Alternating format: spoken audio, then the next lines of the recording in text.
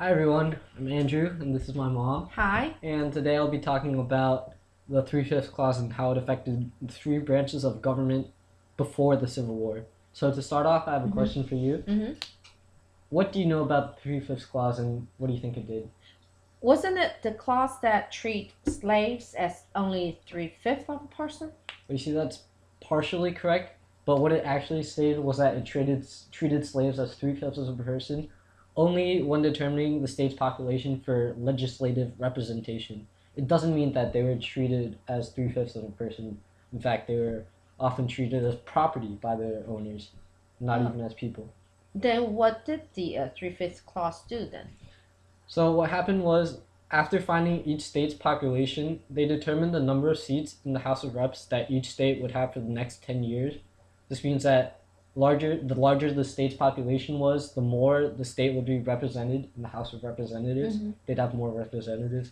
Because citizens of southern states relied on slaves much more than citizens of northern states, many southern states had more representation in the House of Reps than if they didn't count the slaves as three-fifths of a person for this purpose. So this resulted in southern states consistently having more representatives than if they didn't have this three-fifths clause. But I'm confused about another thing. Didn't the slave get 3/5 of the vote as well? No, slaves at the time couldn't even vote at all.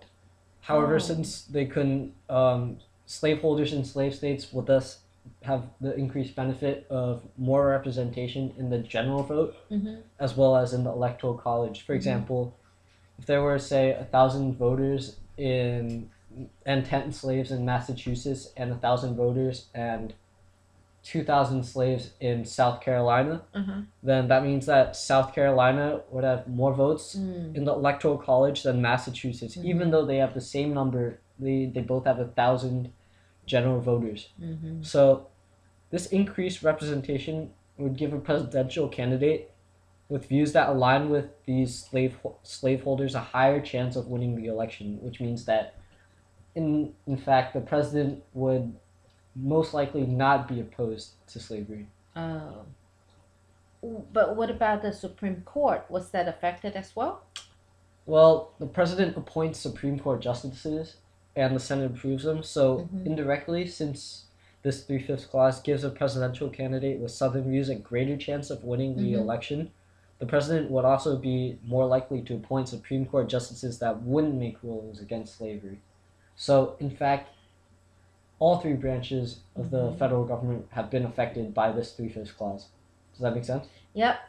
I got it now. All right. Well, that's all for today. Okay. Thank you very much. Bye.